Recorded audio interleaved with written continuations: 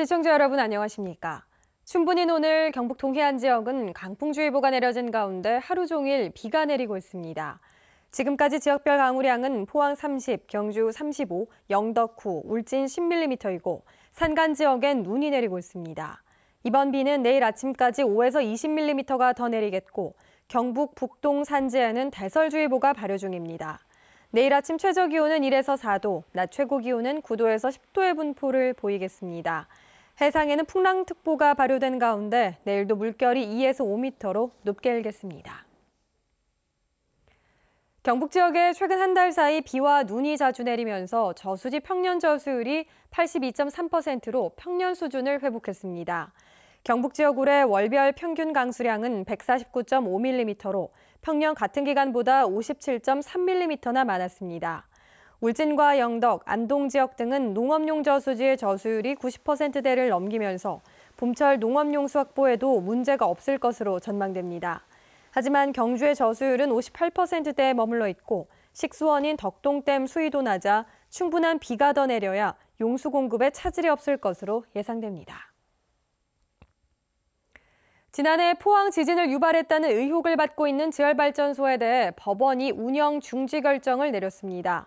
대구지법 포항지원은 포항지진 범시민대책본부가 포항지열발전소를 상대로 낸 발전소 운영 중지 가처분 신청을 받아들여 산자부 정밀조사단의 조사 결과가 나올 때까지 발전소 운영을 중지하라고 결정했습니다.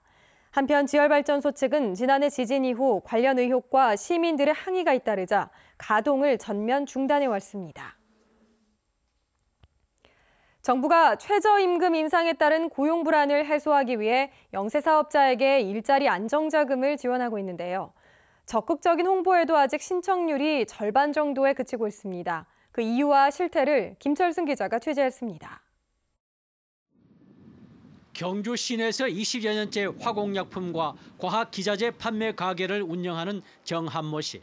함께 일하는 근로자 2명에게 그동안 최저임금 주기도 벅찼습니다. 올해부터 16.4%나 오른 최저임금에 큰 부담감을 느끼다가 최근 일자리 안정자금을 신청했습니다. 한 달에 최대 13만 원까지 지원받을 수 있다는 것이 신청 이유지만 지원 기간이 1년이라는 것은 다소 걱정입니다.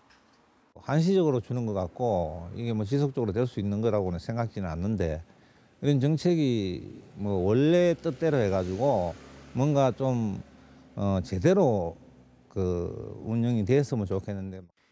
일자리 안정자금을 신청하는 사업체가 꾸준히 늘어나고 있으나 아직은 신청률이 기대에 미치지 못하고 있습니다.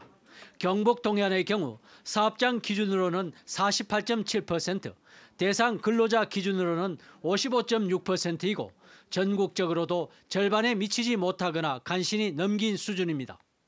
적극적인 홍보에도 일자리 자금 신청이 기대에 못 미치는 것은 무엇보다 최저임금을 주지 못하는 영세 사업장이 예상외로 많고 4대 보험 가입 시 사업주와 근로자의 부담이 다소 늘어난다는 인식도 작용한 결과입니다. 소득이 노출되기 때문에 아주 세금 어떤 부담이라든가 이런 것 때문에 또 꺼려하는 그런 업체도 있습니다. 근로복지공단과 지방자치단체, 4대 보험공단은 최저임금의 조속한 정착을 위해 음식점과 편의점, 주유소 등 영세 사업장을 대상으로 홍보를 강화하고 있습니다. 그동안 지방자치단체와 따로따로 하던 홍보를 공동추진반을 구성을 해서 합동으로 홍보를 하고 찾아가는 서비스를 강화하겠습니다.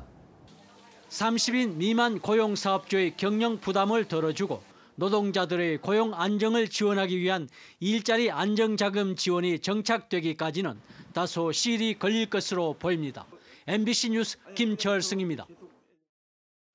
오는 23일 미국의 철강 관세 부과 시행을 이틀 앞두고 한국에 대한 면제 여부에 관심이 쏠리는 가운데 주요 철강 업체들도 자구책 수립에 부심하고 있습니다. 현대제철은 다음 달부터 선박 주요 자재인 후판의 대미 수출량을 13% 줄여 국내 조선사로의 납품을 확대하겠다고 밝혔고 동국제강도 아연 도금 강판의 대미 수출을 다음 달부터 잠정 중단하기로 했습니다. 한편 포스코는 그동안 수출 다변화를 통해 대미 수출 비중을 3% 미만으로 줄여왔기 때문에 큰 영향은 없을 것으로 보고 추후 현지 법인과 협의해 생산량을 조절해 나갈 계획입니다. 문화체육관광부가 시행하는 2018 문화적 도시재생 사업지로 포항시와 천안시 등 4곳이 선정됐습니다. 포항시는 북구 중앙로 일대를 대상으로 문체부의 지원을 받아 도심지 문화예술 중심지 조성 사업을 벌이고 시민들이 참여하는 다양한 문화 프로그램도 운영할 계획입니다. 한편 문체부의 문화적 도시재생 사업은 쇠퇴한 도심지의 유휴 공간을 새로운 문화예술 공간으로 탈바꿈시키는 사업입니다. 포항시는 지은 지 15년이 넘은 용흥동 학도의용군 전승기념관을 보수할 다음 달 1일 재개관합니다. 기념관에는 6.25 전쟁 포항과 경주 일대에서 학도의용군으로 참전했던 생존자들의 증언과 국방부 기록 등 다양한 자료가 전시됩니다. 한편 포항시는 기계 안강지구 전투를 기리기 위한 학도의용군 호국 문화의 길 조성 사업도 연말까지 완료할 계획입니다.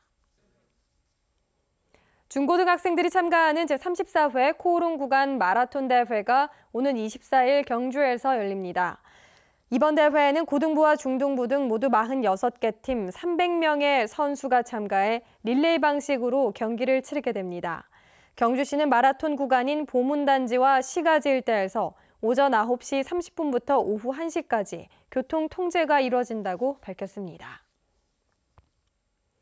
해양경찰과 영덕군 등 5개 기관이 오늘 동해안 대게 어자원 보호를 위한 업무 협약을 체결했습니다. 영덕 노아스 수산식품지원센터에서 열린 협약식에서는 해양수산부와 경상북도 포항해양경찰서가 참여해 연근의 어업질서 확립과 대게 자원 보호를 위해 적극 협력하기로 했습니다.